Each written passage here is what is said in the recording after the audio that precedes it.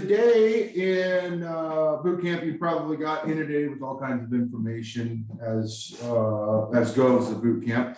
But what we want to focus on is one of your foundational pillars. So there's a couple foundational pillars that are going to help you have a successful real estate career, one of which is the universal call script. So a lot of people ask, what is the universal call script? Plainly put, it is a script that was put together by some of the greatest real estate minds.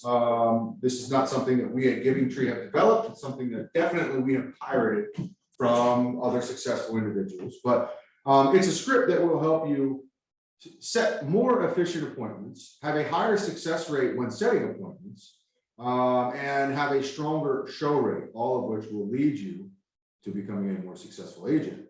Why do we use it? Simply put, we use it so that we can have a predictable path for each agent, and more importantly, a predictable outcome.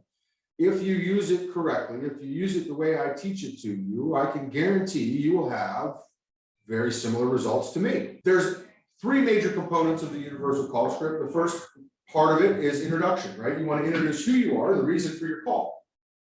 From there, you're going to move into establishing timing and motivation, or question and answer, right? And what you're trying to really understand or elicit from your lead is just to start to understand what it is that made them pick up the phone to inquire about a specific piece of information, or what it is that's driving them to make a purchase decision.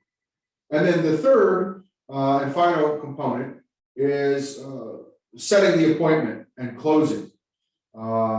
So introduction, the intro, where most people mess up, where I find most people mess up, is they want to treat it like a standard phone call, right? You want to be very polite. And so, ring, ring, ring, they'll say hello, and then it's, something like, hey, is Mrs. Jones available? Or is Tony Didgerbooty there? And a lot of times, the answer then becomes no. No, he's not available, it's not a good time, whatever it may be. So right out of the gate, the way that you answer the phone is going to help set the pace for how successful you will be. It's hard enough to get somebody to even answer their damn phone, let alone once they answer it, you give them an out almost immediately. So in your introduction, I want you to be very, very assumptive. All right, and what do I mean by assumptive? I want you to assume that the individual who answered the phone is the person that you have's name and number in front of you. So, for instance, if my lead is Adele Spears and a woman answers the phone, then my introduction is going to be, hey, Adele, this is Sean with Giving Tree. Just want to let you know I received your request for information on that home over at 123 Main Street. I've gone ahead and put together a quick email. You should see it in your inbox. So I've introduced who I am and the reason for my call, and I've not given them an opportunity to even take a breath or interrupt me. Right? So I've satisfied their need for curiosity. I've told them who I am and why I'm calling. And I assumed that it was Adele. Now, if Adele was not expecting a phone call from an agent right after she clicked the button that said request more information, and I answered the phone and I said, hey, is Adele available? Immediately, it's going to set Adele back on her heels, thinking, okay, well, if they don't recognize my voice, then who is this? And her question is probably going to be, who is this? And then I'm going to have to say, oh, it's Sean with Giving Tree Realty. And then she's going to say, oh, I don't have time right now. After you've gone through the introduction, right, you want to move quickly into establishing timing and motivation. So without really breaking stride, I've gone ahead and put together an email, sent it over to you. Is that okay? Okay, great. Now, let me ask you, Adele, are you looking to make a move in the next 3 to 6 months? My first question, right away.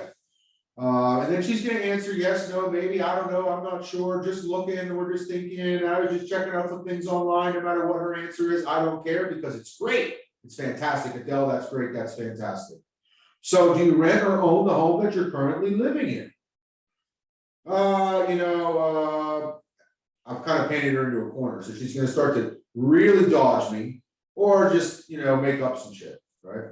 Or actually give me the answer that I want. Well, we're renting right now. Okay, wonderful. You rent. That's fantastic. So how long is your lease for? Oh, it's actually up in 90 days. Okay, well, now I understand a portion of Adele's motivation. 90 days. That means she's got 3 months to either make a decision on buying a new home or signing another lease. All right, so 3 months, that's wonderful, that's perfect. Well, let me ask you then, Adele, if you were looking to make a move, would you stay in the same area that you're living in right now, or would you be looking to relocate? Yeah, stay in the same area, I want to relocate, I want to move, I hate my neighbors, I want better schools, whatever the answer is, that's great, that's fantastic, Oprah. 1 through 4 questions are just trying to understand where they're at, right? Whether they're renting or owning. When I go to set the appointment, I like to give what I call positive reassurance, okay? After I've asked my preliminary questions to a lead, I'm gonna pivot with a line that sounds almost exactly like this. Well, Adele, I'll tell you what, based on our conversation so far, it definitely sounds like we are gonna be a great match. I think there's gonna be some amazing and wonderful things that Giving Tree is gonna be able to do for your family in your home hunt or in your home search. What I'd like to do is schedule a quick 15 or 20 minutes so that we can sit down, get together face to face, and I can crawl up inside your head and understand a little bit more about what your needs, wants, and desires in housing are really going to be. What works better for you, a morning or afternoon appointment? Let them tell you when they're available. Let them tell you what works for them. Mornings.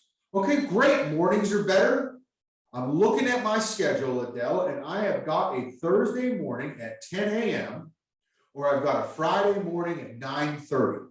Which time slot would you prefer?